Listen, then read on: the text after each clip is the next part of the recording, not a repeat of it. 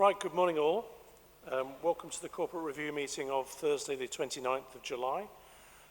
We are under COVID arrangements, so if you can just leave a little bit of distance and don't crowd anybody.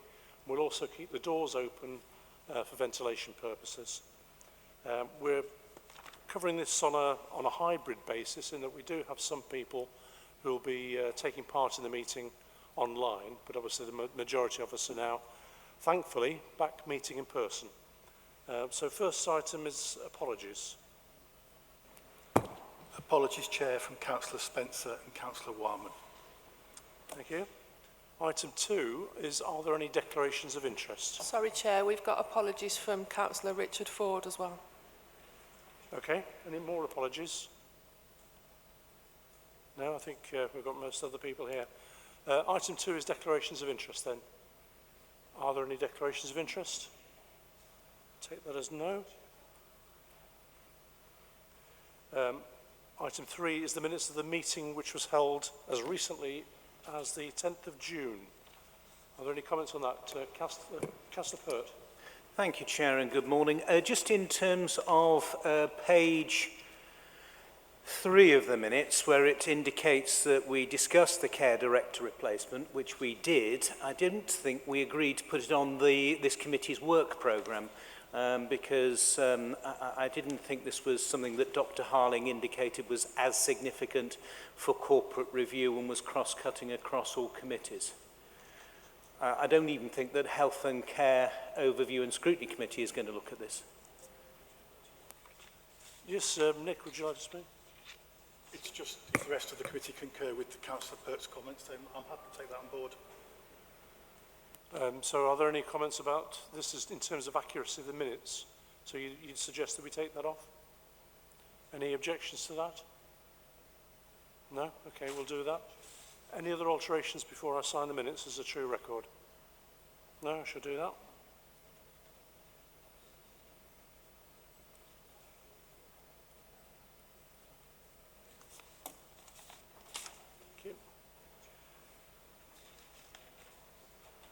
Item 4 is the integrated performance report for Q1.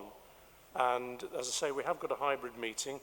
We would normally have the cabinet member for finance involved in this, but we do have the leader online, and that's Councillor Alan White. So by way of introduction, can I introduce Alan White, who's going to take us through the performance report for Q1, which is obviously April through to June. Alan, over to you. Thank you very much, Mr. Chairman. Before I get started, I'm conscious that the speakers in the council chamber are sometimes a little quiet with the fans going on. Can I confirm that people can hear satisfactorily before I progress, Mr. Chairman? Yes, I can hear. Can everybody else hear? Yeah, we're hearing you loud and clear. Thank you very much indeed. Mr. Chairman, it's my privilege to present to you the Q1 Integrated Performance Report. As you'd expect, the focus of what we're doing at the moment is around the COVID pandemic.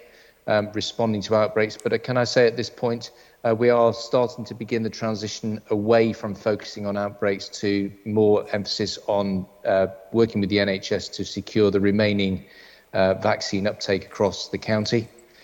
The support to our communities through the pandemic has been key, and this is added to our funding pressures. The funding pressures that we've had have been supported by Her Majesty's Government. The money that we've been allocated has been spent accordingly. Our present focus is managing a safe, secure and resilient approach and prudent approach to navigating our way out of the pandemic and starting to deliver on our wider corporate objectives.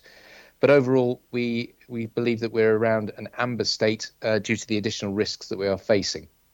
We're expecting and forecasting at the moment an £8.1 million surplus at this stage. That's 1.5% of our budget. But don't forget, ladies and gentlemen, this is just the end of Q1.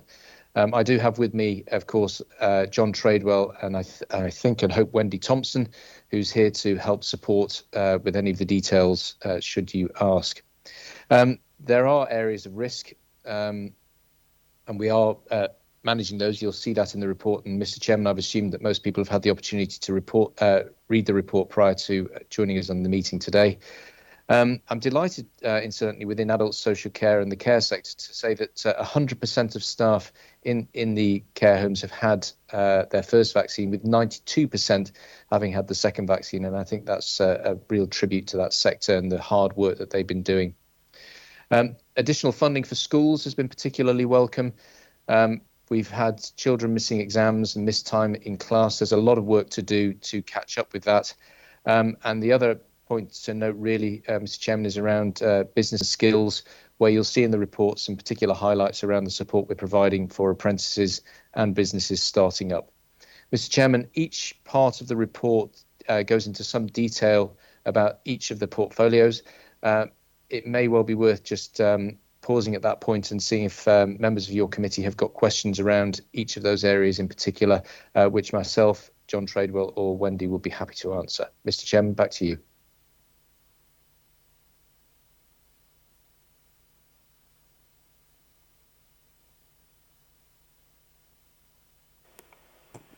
No, thank you, Chair. I think that was a very good summary from the leader.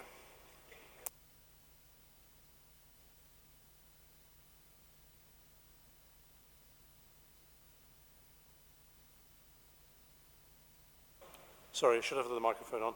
Is there anything Rachel Spain from the Finance Department will want to add at this stage? No, thank you, Chair. Okay.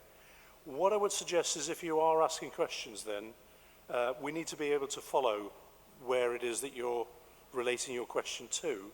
And what would be helpful would be either the page number or better still the paragraph number. So if you do have a question, deliberately throughout the document, it's paragraphed throughout. So it's a lot easier if we all refer to the same paragraph number as we go through. And obviously, Councillor White will be following this on paper as well. Are there any questions? First of all, Councillor Atkins. Yes. I would like to ask about the school holidays activity programme, and in particular in terms of free school meals. Is this the only way that people can access free school meals, is by taking part in the holiday activities and food programme? And the second question I'd like to ask, so that's on page 10, paragraph 22. The second question I'd like to ask, which is on page 14, paragraph 16,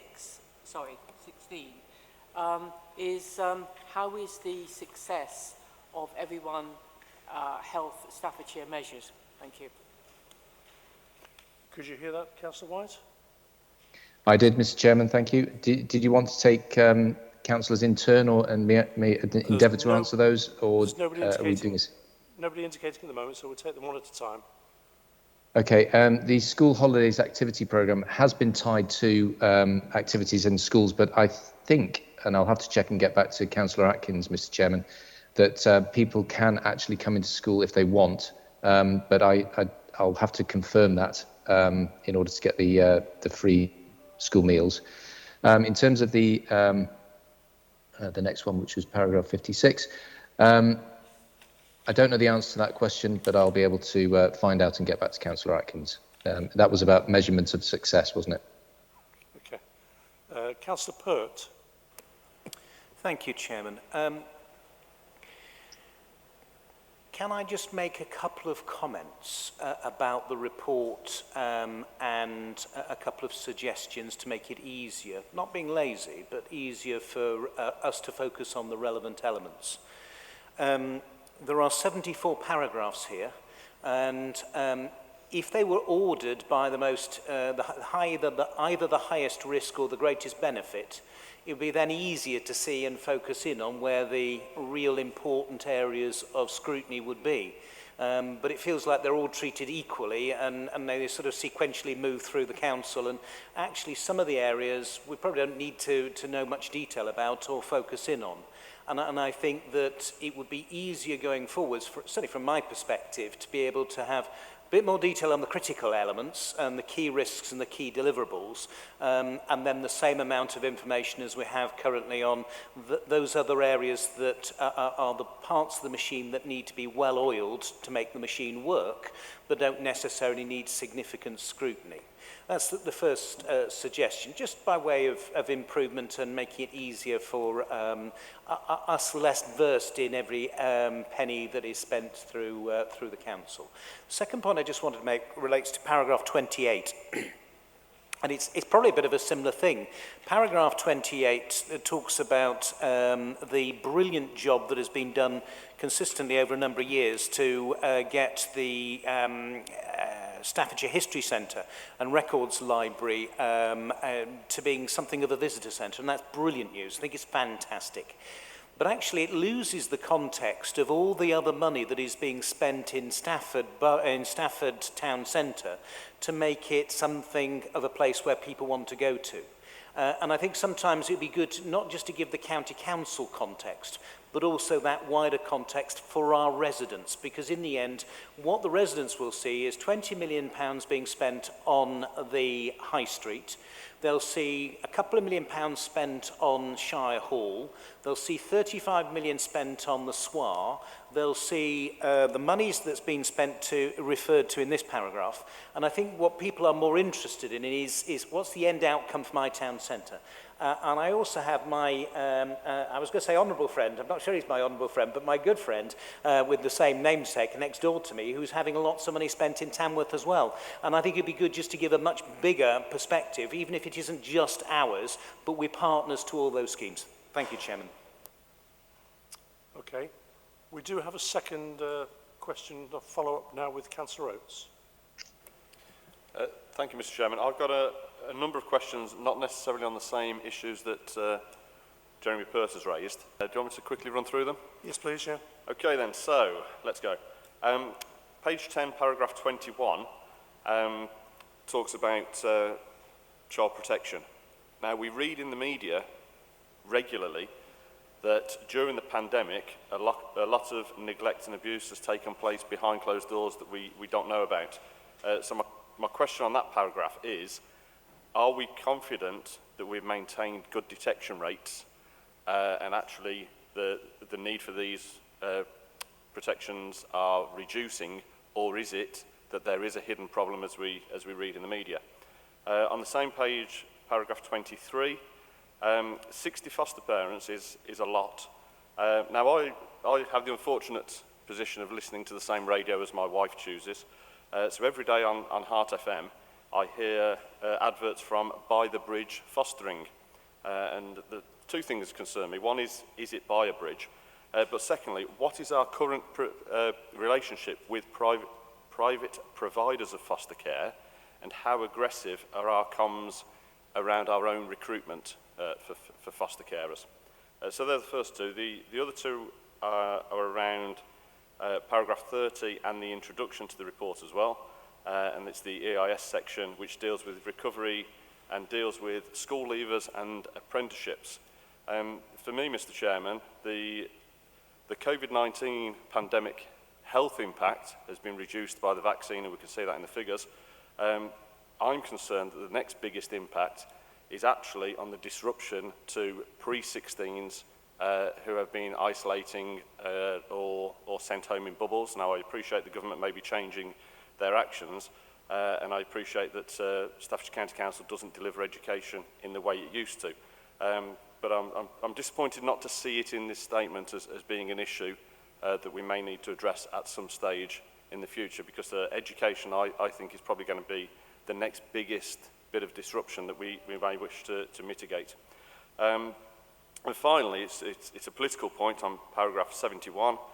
We have some schools in Tamworth which display banners on their gates to advise for COVID testing, and next to them, my screen's gone off, also have banners displayed which state that the government has cut school funding by X amount, and I do wonder if these figures for windfall income from urban expansion are actually included in our rebuttal or included in our gross figures when we talk about education spend. So they're my 4 points. Thank you, Mr. Chairman.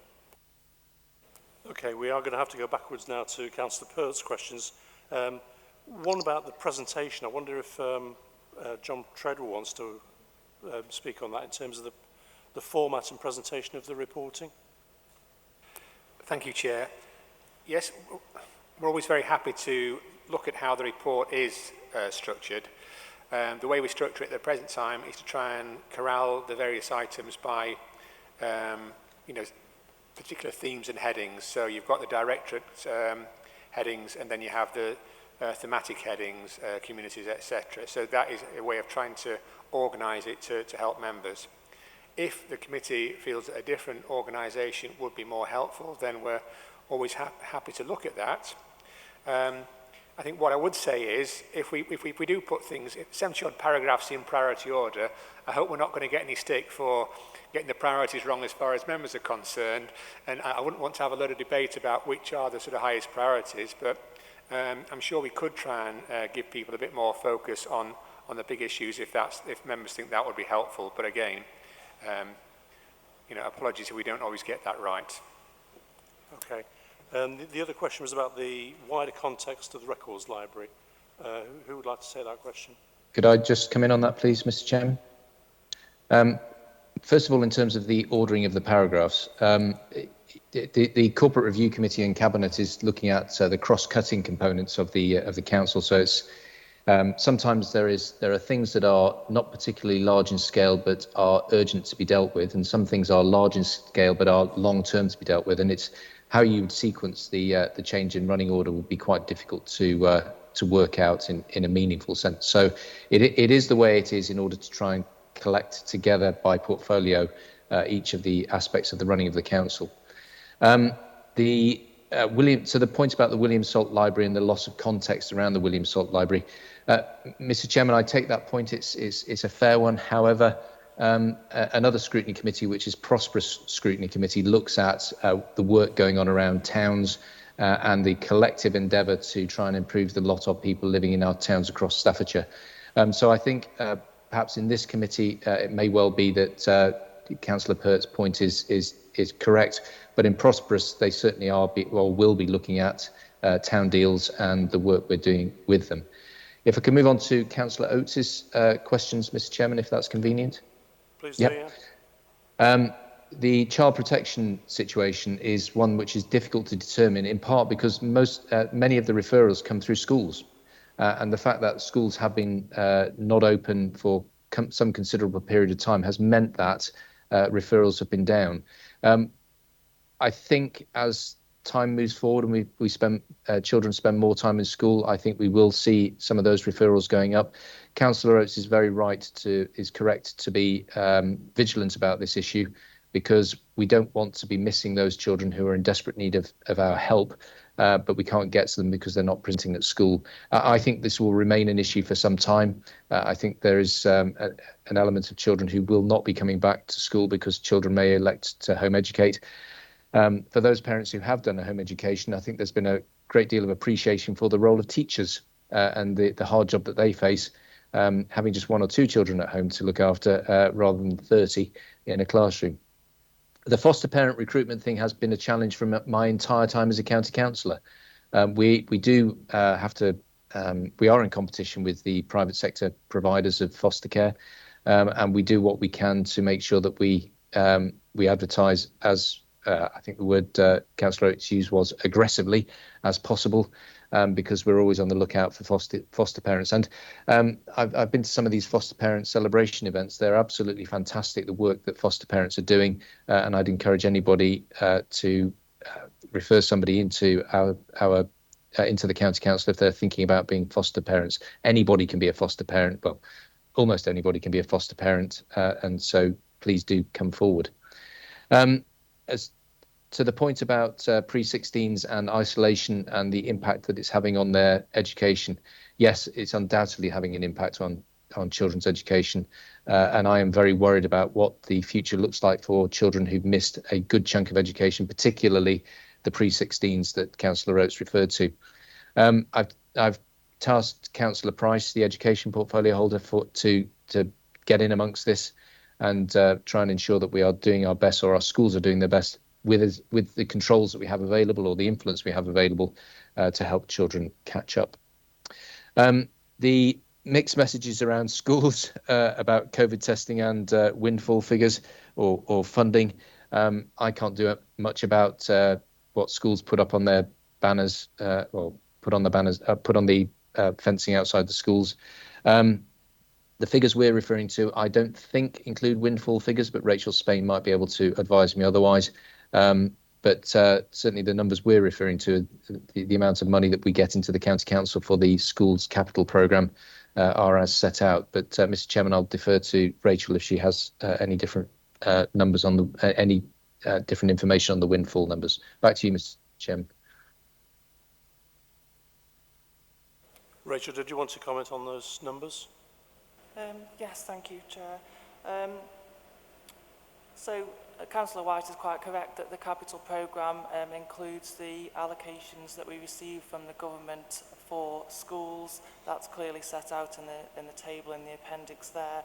In terms of COVID grants and what we might call windfall income, there is a table at the start of Appendix 2 which sets out the additional grants that have been received.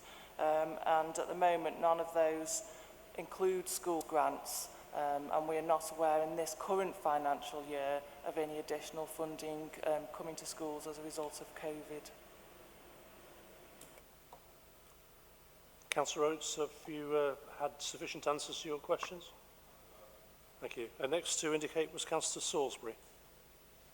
I think to an extent, Chair, we've perhaps moved on from my question, but I'll ask it anyway just to check that we have. So it's a wider question really that might end with a suggestion, and to an extent it's a bit of a follow-on from the question I asked last time in June, which was where I wondered if a balanced scorecard might be useful for the committee to have a snapshot understanding of what is going on. Now that might be in there, John, and if it is, forgive me, I have scanned through, but it might pick up on what Councillor Pert was saying as well. I wonder, for each of the sections of health and care, family and community, economy, etc., I wonder if it will be possible for us to know what does green look like, what does amber look like, and what does red look like. I don't know. I'm not sure if anybody else does. I don't know. And on the same, if at all possible, page of A4, can we be told where are we at now in those measures? Is that something that's available? Is it too big an ask? Would it be useful for other members? I would find it very useful. It might meet Jeremy halfway with his hierarchy of issues. We'd have a snapshot on a page. Too much detail? Don't know. Okay, Councillor Salisbury's used the expression snapshot. I'd probably regard it as being a dashboard. That's what I'm familiar with seeing in other organisations. Is that possible? Who wants to take that question? John Tradewell. Yeah. Obviously, behind this report, there is much more information. There's an analysis by directorate, for example, and by those themes that are in the report, where we do kind of rate delivery and performance in the finances on a red, amber, green basis. So there's a lot more information behind this. I think we do have a summary sheet that has sort of the red, amber, green for each of those sheets. That is something on a page.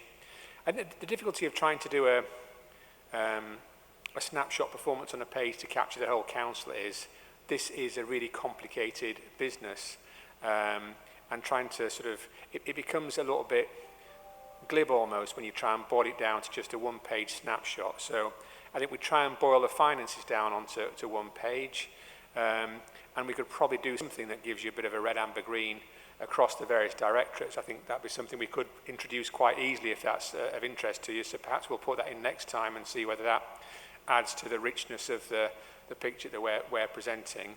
And perhaps as we go along, members can keep making suggestions about how we can improve the report to make it accessible for them, and we're happy to do that. Councillor Salisbury again. I don't want to create work that's not of a useful nature, so because I'm so new to the process, I think I'd prefer the chair to decide if he would find that useful or not. Okay. Yeah, I'm sure that'll be useful. We'll put that together for next time, and discuss it with the chair, and if it's felt to be useful, then we'll add that to the pack. It's no extra work. It is stuff that we have behind the scenes anyway, so we could include that. Thank you. Councillor Clements. Thank you, Chair. Paragraph 42, Staffordshire residents are being asked for their views on county highways and transport services. Is there a link to that, or because I'm not aware where that survey is or where that information is going, and it'd be interesting to see for my committee and for Prosperous that information before we make some decisions on an item that's coming up for the future. Okay. Councillor White had indicated, I think it might have been related to the last question, but did you want to respond to that? Yeah, thank you, Chairman. John Tradewell is quite right about the complexity of the organisation, and I'll perhaps just illustrate it with a very narrow section. Adult social care, the people we look after. There's many thousands of people we look after in adult social care, and how much it costs and the risks we're exposed to and pressures we're exposed to are a function of three things. Volume, that is to say the number of people we are looking after. Acuity, that is to say how sick they are. And price, that is how much they're going to cost, or how much we pay care providers. Just that very small niche example illustrates the difficulty of coming up with something that you might describe as a balanced scorecard. We know, for example, demographics mean that people are getting older, and so there's likelihood of more people coming through our front door. So that's one aspect of the challenge. How do we either keep those numbers of people coming through the door down by helping them stay healthier for longer in their own homes? Acuity is a function of how sick they are is a function of our relationship with the NHS and how well they've looked after themselves. That's in part a relationship with districts and boroughs for providing places for people to go and exercise, and licensing arrangements. And then price is a function of how much government is setting things like minimum wage and what inflation looks like. And as a consequence of that, how much we have to pay staff via our providers to deliver the service. So just in that one very small area, you can see, I say very small, it's hundreds of millions of pounds, but you can see that there are all sorts of things at play sitting underneath the headline figures that the report provides you with. We have over the years had different methods of collection of data. Mr. Chairman, you've been around long enough to remember the old metric system that we had back in the early 2000s, where I think there were hundreds and hundreds of things we had to check off. I can't remember what the name of the process, local something it was. That became tedious, and it became an industry in its own right. So we will continue, Councillor Salisbury, to address how we present our information in a way which really helps councillors get underneath it. But at the moment, this summary reporting is the best we've come up with so far. I think perhaps we could give Councillor Salisbury some time with some of the directorates to start to have a look underneath the bonnet and see what's going on, or that be part of the process of becoming inducted into the council. Mr. Chairman, back with you. Councillor Clements, have you had a response on your question?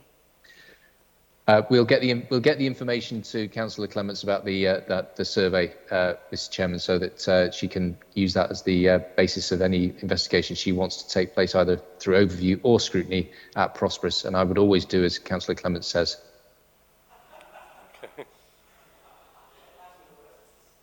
Okay. I have a question which is related to the savings, and particularly the one figure that does stand out, which is on care commissioning. It's a feature on page 20 as a headline figure, and it's referring there on the reasons behind it. The number of older people in residential and nursing placements reduced, and it's saying it's still unclear whether it's longer term impacts. It's a bit of a heartless question to ask, because in some respects some people have died as a result of that, and there's also, I believe, a bit of negativity about being in care homes. I just wondered whether we've got any views amongst the cabinet or amongst the officers about how this might pan out long term. Mr. Chairman, you're quite right in both your characterisations of the situation that we find ourselves in. Residents have passed away. through various causes, including COVID. And there is a reluctance we think there is a reluctance for people to come forward into care homes because of the publicity that's been associated with them, particularly last year, and the deaths in care homes. I'll just refer you back to some of my opening statements about vaccination rates for care staff, which are phenomenal, 100% first jab, 92% second jab. So they understand the imperative of getting themselves vaccinated to give residents the confidence. We have had, Mr. Chairman, we've provided some support to some residential care settings because their finances have been challenged as a result of having fewer people staying with them. But how accurately we can predict the future of the use of care home settings, or whether it's going to result in a change in the numbers of care homes, possibly downwards, we don't yet know. We're monitoring it, and we will be able to report on it in due course, Mr. Chairman. Okay. The other question, while I've got the floor and there's no other indications, it's on the paragraph 39, which is about the number of young claimants being up. There's some good stats in terms of the overall claimants level, 4.4% claimants compared to 6.1% nationally, 7% regionally. So overall, Staffordshire is doing well, but the young claimants' positions being up, and there's references to Kickstart being one of the solutions, and I just wondered whether there's any view about how effective Kickstart is and whether any other activity is possible with young claimants. Mr. Chairman, we're seeing good results with Kickstart, but the claimant situation for young people is concerning, to say the least. The sorts of employment that young people tend to head towards is the one that's been most vulnerable to the COVID pandemic, particularly around the hospitality sector. As the hospitality sector starts to reopen, we hope to see a greater uptake in employment of younger people.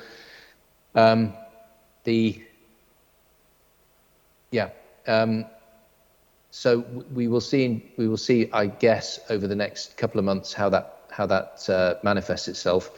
Certainly, the numbers that are being talked about for the growth of the UK economy, I think by the IMF or OECD, reported either today or yesterday, puts us in a place where we think the growth is going to be really, really strong across the United Kingdom, and I would anticipate the same for Staffordshire. That said, we do have the unwinding of the furlough scheme, Mr. Chairman, and I think perhaps either through your committee or Prosperous Committee, we need to keep a close eye on that, because the impact of that and our response to that needs to be carefully monitored. Thank you, Mr. Chairman. Okay, and nobody else has indicated. I just want to ask one more on a paragraph I focused on, which was paragraph 65, referring to climate change. And the text is saying that there's a plan being finalised for Council's actions in the next 12 months. Various people think that climate change is more urgent than the next 12 months. We possibly, within this Overview and Scrutiny Committee, might have that as one of our focal areas. And I just wondered if you had any more information about the timescale and what it might entail. You're correct to identify the urgency of the climate change agenda, Mr. Chairman. We have put in place a number of actions, and we're very keen to start to address corporately our response to climate change. Some of the stuff that we're doing at the moment is making a contribution, but we've still got some way to go. So, for example, street lighting, transfer to LEDs, and reducing electricity consumption as a result of that. The Warmer Homes Initiative is one that's particularly welcome. We see a number of homes across the county where we've got health issues as a consequence of people not having well-insulated homes manifesting themselves, but that also reduces the amount of energy that a home uses because it's properly insulated. I think that's particularly welcome. So we, through Councillor Tagg, we're pushing forward with that, and I hope that we will be able to present the finalised version of that to you soon. I would ask perhaps that in collaboration with your committee, Mr. Chairman, we can look forward for some ideas to the sorts of things we can do to contribute to the climate change agenda, because, as they say, we're all ears. Okay. Wendy Thompson has indicated. Yeah, thank you. So just in terms of timescales, I am told it's going through to overview and scrutiny on the 16th of September, and that they hope to finalise the plan in October. But obviously that's subject to feedback that comes through those various forums. Okay, that's a useful timescale, thank you. Are there any other questions on this item? Yes, please. Oh, okay. Thank you, Chair. Paragraph 65, of course, we're talking about. I think the question of pace is incredibly important.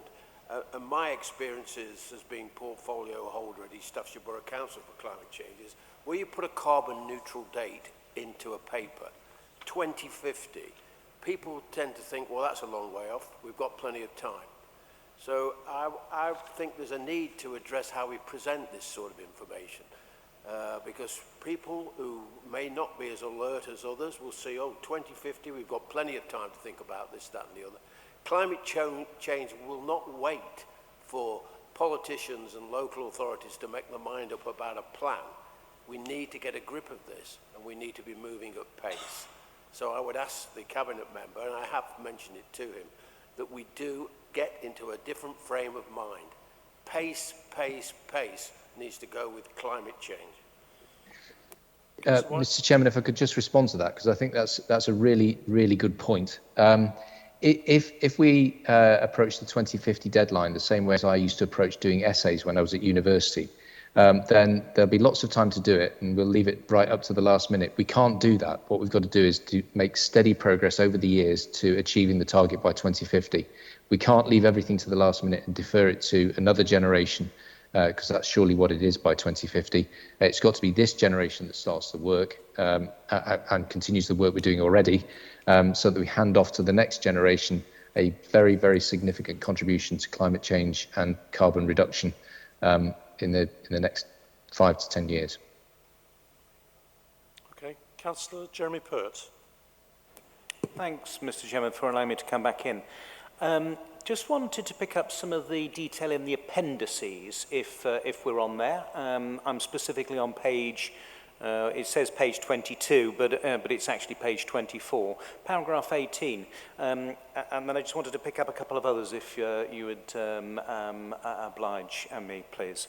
So the one I want to do in terms of paragraph 18 on page 22 is...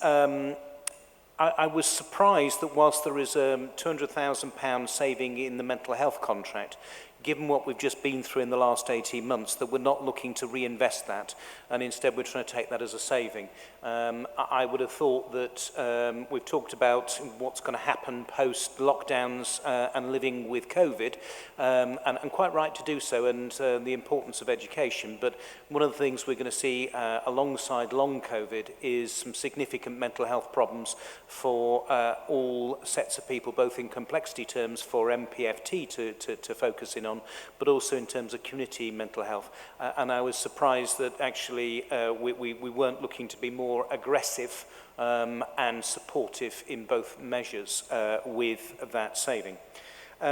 Secondly, I just want to pick up paragraph 39 on this appendix 2, please, because I'm sure it doesn't just give me concern, but probably everyone who's seen this graph, significant concern, with the DSG reserve for SEND transformation, that whilst there is a line for a worst case plan which plummets to a £40 million deficit, there is an alternative route to the best case plan, and I wanted to understand what the substance was between the best case and the worst case, what the likely outcome is going to be, because between having a zero reserve and a £40 million deficit, there's a wealth of difference, and given that sort of capital we would have to find, I would guess, and it would still have the ongoing revenue problem. It did concern me that there was a problem without a solution, like many of the things that we have to deal with. And finally, in terms of paragraph 77 on actual page 31, but noted page 29, there's a £5 million increase in costs, I note, from the I-54 Western Extension. And I was wondering whether that was the contractor who's going to pick up that cost. I doubt it. And what was leading to that, well, I was going to say explosion in cost, but I can't work out whether it is an explosion in cost, because I suppose if it's a £500 million contract, you know, 5 million is relatively small. But if it's a £10 million contract, then it's relatively huge. So, you know, the context isn't there, and equally, it would have been good to understand, you know, was that a contract management issue? Did we massively get it wrong? What, I mean, 5 million quid is a lot of beans as far as I can work it out. Thank you, Mr. Chairman. Okay, so we've got paragraphs 18, 39 and 77. Who would like to answer any of those? So, Mr. Chairman, if I may, on a couple of those. First of all, the mental health contract. I just would remind the committee that whilst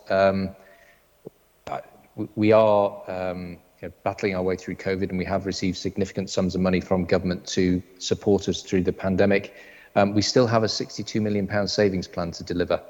And whilst it would be desirable to use some of the savings to increase our or reinvest in services, we do have a savings plan that we have to stay on track with, because otherwise this committee would surely pull me up for failing to deliver on the savings plan.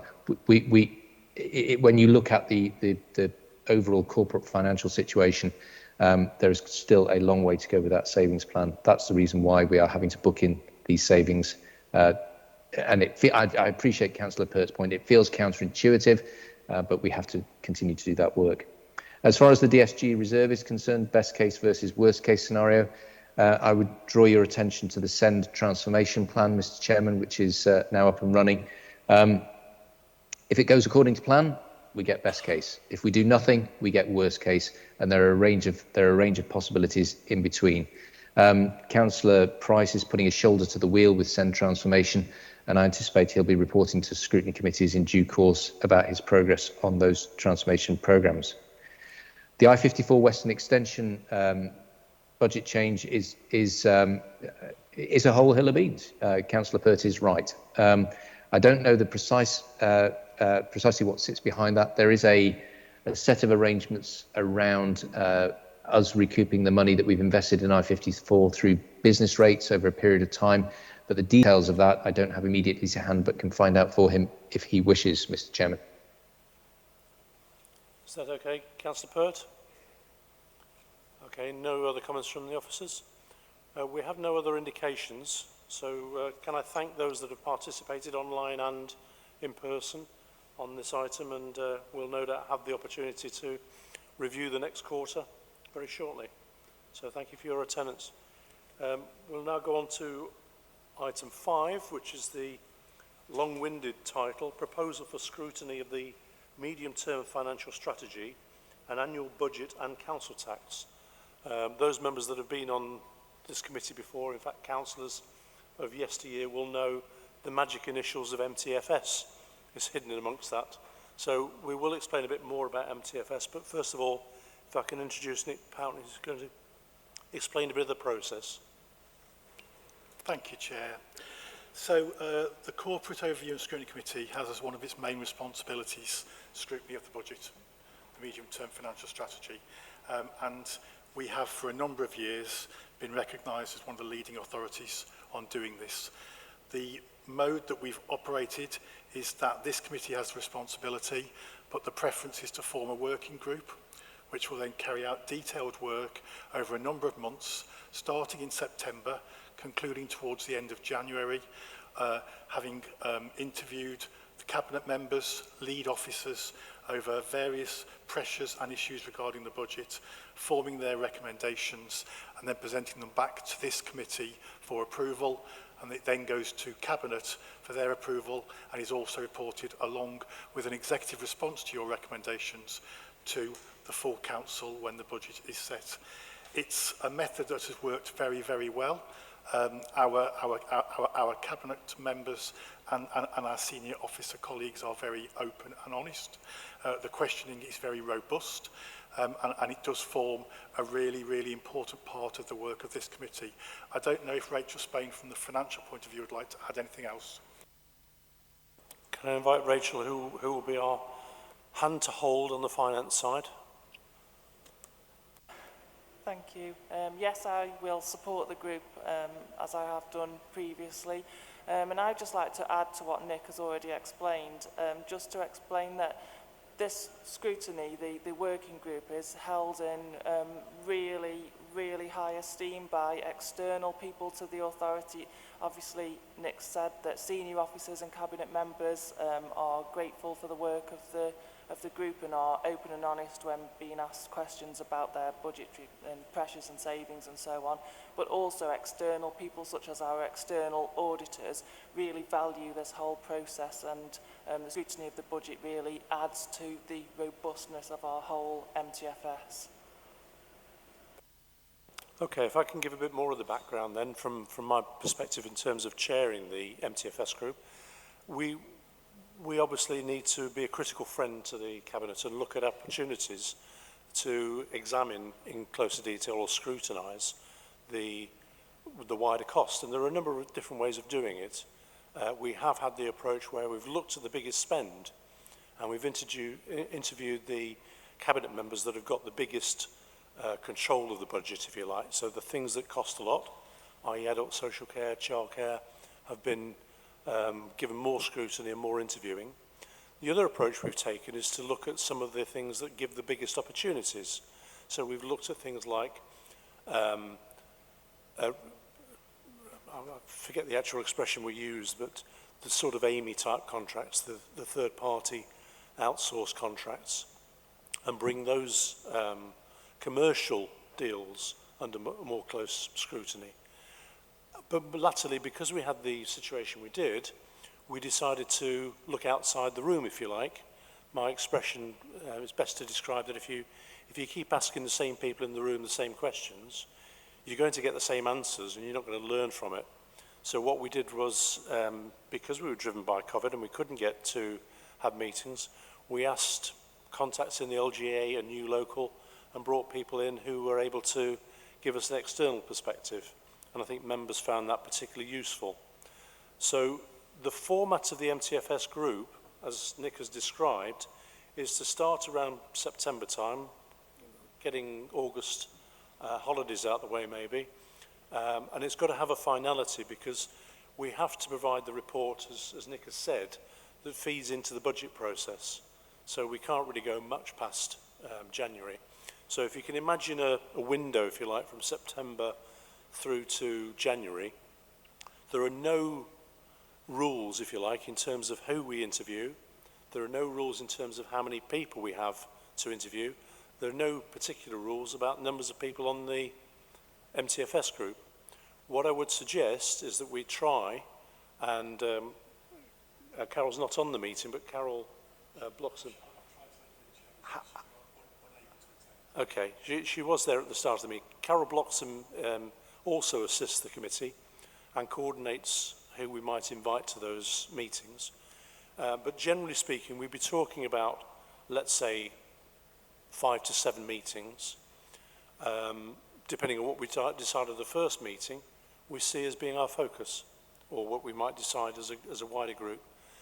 The other thing in terms of numbers of people is once you get to about 8 people, it becomes a bit unwieldy. And I'm conscious of the fact we've got about a dozen to 15 people on this group. And once you start getting above 8, it becomes the subset of being the same as the major group. So ideally, it should be 6 to 8 people. Now, what I suggest we do, bearing in mind we've got apologies from 3 members, we don't commit to any more than 6 people volunteering today, and then we've got the chance to supplement the 6 and possibly get up to 8 with those that aren't present today. And Nick and I discussed that. What we'd be inclined to do is nominate the 6, but leave ourselves some flexibility to maybe get another couple of people added in who might want to join. I know, well, I won't mention names, but you know who's not here, and there have been a couple of people involved in this sort of thing before who might well want to be involved again. So we're really looking for 6 people from today. I have spoken to a few people before the meeting, and it's certainly advantageous that we get some fresh blood and some new ideas. Because as I said earlier, we're not destined to follow any particular track. If there are people with particular expertise or knowledge or exposure to things that we might not have seen, or different ways of approaching things, it's to our advantage. So for instance, somebody who's working in the education sector might well know that schools and colleges are doing things a certain different way, and they're looking at their finances and their medium-term plans. Similarly, somebody might work in health and know how CCGs are structured and the challenges that they're facing. So I don't want to rule anybody out because of inexperience, and far from it.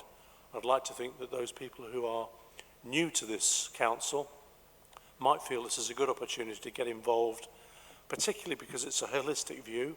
We don't just look at the nuts and bolts of finance. You know, we look at across the piece, and we do have quite a wide exposure of things that we can examine in quite close detail. So are there any nominations for people who'd want to be?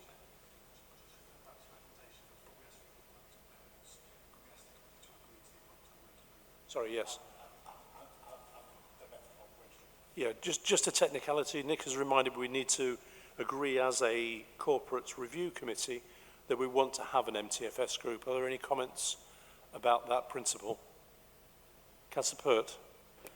I think if you look at the opposite and you don't do one, and the budget isn't scrutinised, then frankly, I think that we are missing our job, Mr. Chairman. Okay, so that's a proposal to create an MTFS group. Is there a... thank you, Joe. Any dissension from that? No? Okay, so we are going to appoint an MTFS group. Are there nominations for joining that? I would obviously chair it. Councillor Peters? Councillor Salisbury? Councillor Pert? Councillor Atkins? Councillor Heath? I think with me that comes to the 6th then, does it?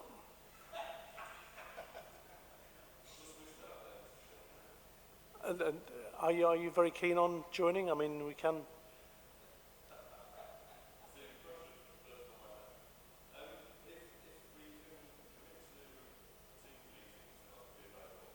Okay.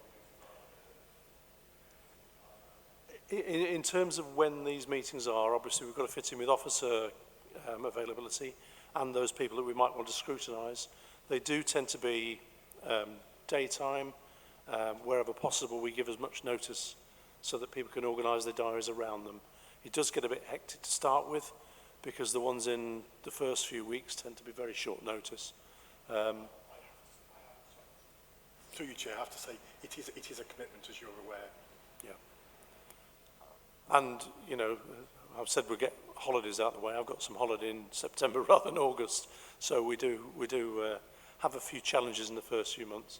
But yes, Councillor Oates, I'm quite happy that we extend it to 7, and maybe that limits us for those that might want to join who aren't present. Sorry?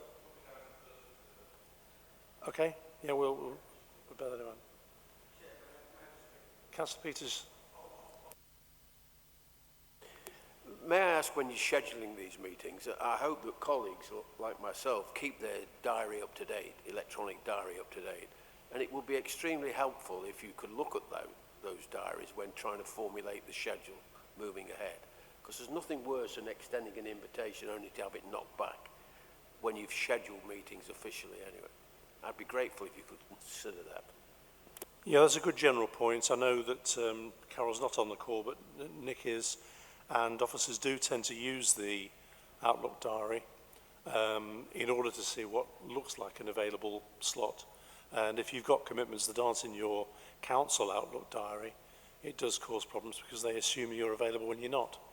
I know it does cause problems because I have a number of different Outlook diaries for a number of different councils and other commitments, but I do try and keep the council one up to date. I mean, I block out the days when I'm working elsewhere from my diary so that at least I pigeonhole which days I am available, and there are days in the week which are more available than others for me, so that helps officers to plan. But yeah, Councillor Peters, that's a good point. Any other comments before we move on from that? Okay, well, we will be contacting people for the first meeting, which we'll try and arrange as soon as we possibly can. If you've got your diaries up to date, it might be sooner rather than later, because the sooner we start, the easier it is to plan those dates in. Okay. We'll go on to item 6, which is the work programme, which has been circulated. And we did discuss this at the last meeting. Is there any comments from you, Nick, on this? We've had the comment from Councillor Pert earlier, so Care Director we will remove from the list with the agreement of the committee. The next meeting we are at the moment producing the Scrutiny annual report. We'd hope to take it to Council in July. We couldn't make that cycle because, as you're all aware, we had a lot of overview and scrutiny committees happening at the start of this administration. So that's down to come to you for approval on the 7th of September before being submitted to full council. And then we have a list of items which this committee has put forward, to which we have put no dates alongside them. So equal opportunities, governance of arm's length companies, digital strategy, and then the networks and scrutiny of the LEP, which I've already started some work on, data sharing, development of the new strategic plan, MTFS. So I just wanted to, while I got the committee's attention, Chair, to ask if any members had got any of those items they wanted to prioritise earlier rather than later as we start working with various colleagues. Councillor Pert? Thank you, Mr. Chairman. Yeah, it was very noticeable that there was lots of white space in the future work programme, which could either be good news or bad news. The one which strikes me as an ongoing sore, and it may be picked up by Prosperous, and apologies if it is being picked up by Prosperous, is this issue about the arm's length companies, Nexus particularly, and Amy. And as I say, it may be picked up by Prosperous, but you know, if we're not careful, we'll be scrutinising something which is a decision from Cabinet rather than helping inform some of that decision making. Because they will already have come up with a recommendation. Arm's length was the expression I was trying to remember earlier. Thank you. Nick would like to comment? I think there are two elements to this. The one, and it's been raised by this committee in the previous administration, is concerns around the governance of those arm's length companies. I think we agreed at our first initial work programming meeting that you wanted to do them separately because Nexus, Entrust and Amy are all very different organisations and have very, very different ways of operating. The governance of those companies, I've certainly had support in my investigations from the appropriate senior officers, is a really important thing for this committee to do. It needs looking at. It's appropriate for whether we call it scrutiny or overview. I think it's really important. But the governance of those companies and how they've been set up, who sits on them, and their actual operation is definitely corporate. The delivery of those services and value for money and what services are being delivered, you quite rightly may sit with Councillor Clemence's committee, who is nodding her head as I speak, Chair. Chair, I was just going to say that we are going to be bringing those in at a future point, but Nick's just took the words right out of my mouth. The governance is different to the actual ways of working. So for me, that's a really important issue that we need to discuss. We've all got issues probably with each one of them, mainly Amy for me. So I think it's important that we look at the governance and scrutinise that as quickly as we can. Any other questions on, or comments really on the prioritisation? As Nick has said, there's a lot that's there that we, the two Vice Chairmen and I looked at in terms of what we'd like to see, but we want to have any guidance that you want to give us in terms of priorities. Any other comments on that? Yep, Nick. If there are no further comments from members of the committee, the ones that I've been working on are scrutiny of the LEP, which is considered to be a certain priority for the local authority, in what's happening there. The digital strategy, which is an ongoing piece of scrutiny, this committee received a report late last year on that, and obviously that is moving at quite a pace. And then the other one, Chair, if I could just find it, scrutiny of the LEP, was the data sharing, which have been highlighted potentially as a working group that may go away, do some work and then report back to the committee chair. Okay. Councillor Oates. Sorry, Mr. Chairman. You mentioned scrutiny of the LEP, which I need to declare an interest in. However, I will go on to say I did quite a piece of work with the LEP last year, looking at how open they are to scrutiny. And as a result, LEP scrutiny last year was slightly different. It was actually led by Stoke-on-Trent at the time, the scrutiny element, and that involved all the districts in a different way to how it's done through corporate scrutiny in the past. So I just wanted to put that flag up and also declare an interest as I'm a member of the LEP. Councillor Oates, you are quite right in everything you just said. We are looking at doing it in a very different way. We didn't deliver the outcomes that we would have wanted in terms of actually scrutinising the operation of the LEP and the outcomes that they are delivering. So I'm working with a number of officers within the council on how we can do it better. And it certainly will probably involve the districts for obvious reasons. We may not do it with Stoke-on-Trent because their priorities are very different to ours. Okay, any other questions on the prioritisation? As I say, we will firm up some of those dates, again, depending on availability and which external resource we need. Councillor Worthington. Yeah, just inquiring, when is the Amy contract due for renewal, do you know?